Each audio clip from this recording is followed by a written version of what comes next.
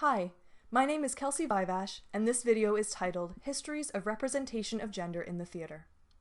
I'm a PhD candidate at the University of Toronto's Centre for Drama, Theatre, and Performance Studies. My research focuses on the history of the connections between bodily fluids and subjectivity, and how this connection is broached in contemporary performance art that involves bodily fluids. I'm fascinated with bodies and how our sense of ourselves is connected to them. Gender and sexuality is a huge part of this, and I'm excited to be here talking about the histories of gender representation in the theatre. The history of representations of gender in the theatre is a huge topic, and it could cover any number of issues and spread in a variety of directions. For example, this topic could be treated as a space in which to discuss the role of women in the history of theatre, a topic that is often underrepresented in theatre syllabi, and that has received far less attention in the study of theatre history than the contributions, writings, performances, and strategies of men. It could also refer to the ways in which gender has been binarized in historical theatre practices, plays, and actor training methods, and could gesture towards the ways in which this binarization can be displaced when we speak and write about these histories ourselves and through our contemporary lens. Or the topic could dig into this binary, examining the ways in which it has been maintained and/or complicated by historical theatre practices such as casting young boys to play women's roles in English theatre pre-1660, or the common trope of the breeches role once women were allowed to perform. With that in mind, and also considering that we understand theatre history to start in ancient Greece, this video seems awfully short. The introduction that I give here will be a truncated one, and it will focus on particular historical moments in which especially interesting or relevant representations of gender took place. I will aim to approach this topic from a broad standpoint, acknowledging that there are a number of different directions this topic could extend in. I'd also like to acknowledge that due to the time constraints of this video, the examples I give below are representative only of Western theatre traditions. I will, however, provide links to information regarding the theatre practices of other cultures in the website attached to this project. If you're interested in this topic and would like to research it in more depth, there are resources available on the website associated with this video. What makes the history of gender representation in theatre such a difficult topic to cover is, in part, the prevailing nature of the erasure of women in historiography. That is, history has, until relatively recently, been predominantly recorded by and about men. Complicating this even further is the fact that historically, gender has been discussed predominantly in binary terms, and so writing a history of non-binary genders in theatre practice is extremely difficult due to the ignorance, erasure, and persecution of these identities by the status quo. Because of this, the history that I examine here will largely adhere to binaristic descriptions of gender in terms of men and women. Thankfully, I will be able to discuss gender in more fluid terms in Gender and Sexuality 2, Gender Minoritization in Contemporary Theatre Practice. The result of all this inequality and misunderstanding is that current understandings of theatre history rely on texts that are exclusionary and that tell only a fraction of the story of theatre's history as it pertains to the populations in any given historical period. For example, they leave out women playwrights whose works may have been performed in private settings in favor of the work of male playwrights whose work was performed in public and was more commercially successful. This means that often the female characters we study in our theatre history courses are written by men, and that therefore the historically staged voices of women are not actually women's voices at all. In order to understand how this exclusion emerged, let's start at the beginning, or at least a beginning. Ancient Greek theatre is an important starting place, not only because it's where we commonly understand theatre to emerge from, but also because ancient Greek plays have had a surprising influence on other theatre histories, including via their appropriation by the Romans, their reemergence in the neoclassical period, and even their reperformance today. Ancient Greek theatre embodies an interesting contrast when it comes to representations of gender. On the one hand, women are broadly disparaged in important and influential documents, such as Aristotle's Poetics, a collection of his lecture notes that discuss drama and poetry, and that is currently the oldest surviving document pertaining to dramatic theory. In this document, and in discussing the 4 items that Aristotle opines must be paramount in writing a character. He submits that, quote, "First and foremost, a character must be good. This rule is relative to each class. Even a woman may be good and even a slave, though the woman may be said to be an inferior being, and the slave quite worthless," end quote. And also, quote, "The second thing to aim at is propriety. There is a type of manly valor, but valor in a woman or unscrupulous cleverness is inappropriate," end quote.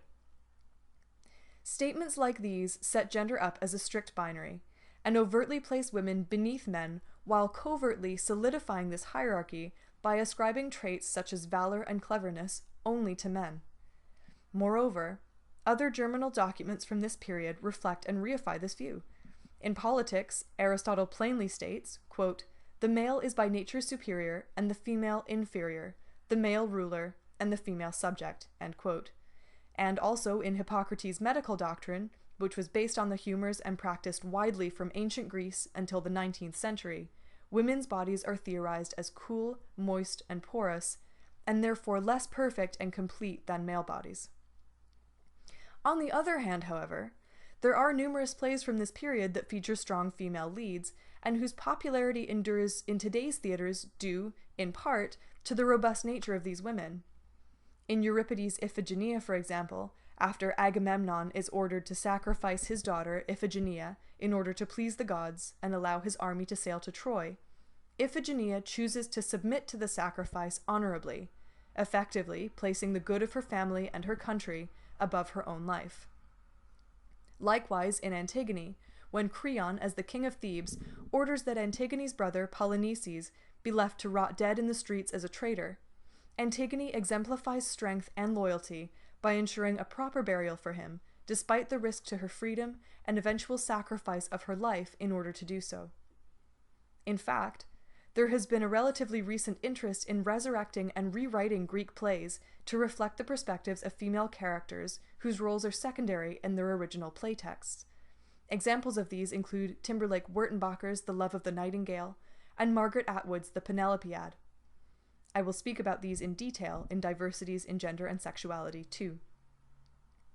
Even despite the strength of these women, however, it is worthy of note that female characters in Greek plays are often depicted as dependent and/or malicious, and that the crisis of absent men is a trope that recurs frequently in plays from this period. To take a step outside of the dramatic text, the representation of historical female playwrights in the canon, and resultantly in academic textbooks and syllabi, is extremely lacking due to a strong bias towards the study of men's contributions to the field. To use a particularly salient example, let's turn for a moment to medieval Germany and the works of Hroswitha of Gandersheim. Hroswitha was the first female playwright of whom there is any record. However, until as late as the 1970s and 80s, her works went largely unexamined by theater historians, who presumed firstly that her work was a mediocre imitation of the works of Roman playwright Terence, and secondly, that her works were literary in nature, and that they were therefore not performed. Sue Ellen Case, however, argues that while the plays were not performed for public audiences, they were likely created for private performance within the monastic community of women that she lived amongst. Moreover, Case notes that Hroswitha's representation of women was quite astute and radical for her time. While her referent, Terence, represented women as easily manipulable and with little presence on the stage, Hroswitha's imagining of his plays gave women significant control within the plot. Another important theatrical role to consider with regards to historical gender representation is the role of the actress. To look at this particular function, let's move now into Elizabethan theatre and theatre during the English Restoration. During the Elizabethan period, and up until this point in the history of the English theatre, women were disallowed from performing on the public stage. Historians believe that the exclusion of women from the English stage at this point was due to a tradition of religious attitudes that positioned actresses as no better than whores. Due to these limitations, female roles in plays were performed by young, prepubescent boys in female dress. In terms of this convention, Shakespeare's plays provide us with a particularly interesting historical moment with regards to gender representation. This is due to the prevalence of plays written by Shakespeare in which female characters dressed up as men, thus presenting audiences with a young boy playing a woman playing a man. Indeed, in contemporary reperformances, the complexity of this gender performance is taken even a step further. Nowadays, these roles would be represented by a female actress playing a young boy playing a woman dressed as a man. While this cross-dressing and its history provides us with an interesting and rich representation of gender to place on our contemporary stages, and while in other types of contemporary performance it is common for cross-dressing to be used to poke fun at gender stereotyping, as it is in many drag performances, during the Elizabethan period, this convention was often deployed in order to reinforce negative stereotypes about women. To complicate and problematize matters further, scholars such as Tracy C. Davis have written extensively on the question of whether these roles remain male even when played by women due to their authorship by a male. This convention was led to an end in Restoration England in December of 1661, when women were finally permitted to perform on the stage. Historians believe that this may be due to the return of the monarchy and the nobility from their exile in France, and the resultant emergence of French and Italian influences in English theatre practices. In this period, theatre became bawdy. While women were allowed on stage, this provided the means for the proliferation of the breeches role, in which a female character would require a male disguise throughout the course of a play. Due to the popularity of large, voluminous skirts at this time period, the exposure of the shape of a woman's legs in men's pants was delivered as a sexual spectacle. Moreover, women who performed on the public stage were still considered akin to prostitutes and were regularly coerced into sexual engagements with wealthy patrons. Additionally, plays in this period often placed the focus heavily on female sexuality. There are a troubling number of plays written between the early and mid-1600s that feature rape as a comedic aspect of plot, including Johnson's Volpone, Dekker and Middleton's The Roaring Girl, and, perhaps most troublingly of all, Aphra Behn's The Rover, which prevails as one of the very few plays by women that is regularly studied as part of an academic theatre history curriculum. Moving ahead now to the late 19th and early 20th centuries, we are able to see more clearly the ways in which there is a measure of reverse with regards to the relationship between broad socio-cultural conditions of the time period and the theatre being enacted within it. That is, up until this point, the influence of cultural norms on women's role in the theatre has been quite overt, while in the late 19th and earliest 20th centuries, we can more clearly see the mobilization of theatre's influence on the socio-cultural conditions it exists within. The most brazen example of this can be observed in the case of Florenz Ziegfeld Jr., a theatre impresario whose Follies shows, with their impressive spectacle and casts of impossibly beautiful women, shot Ziegfeld to fame by the early 1900s. Ziegfeld was extremely exacting in the casting of women for these reviews, and retooled his selection criteria regularly until, by 1922, his standards for a performer were that her height be 5 feet 5.5 inches, her weight 125 pounds, and her feet a size 5. As well, to quote Susan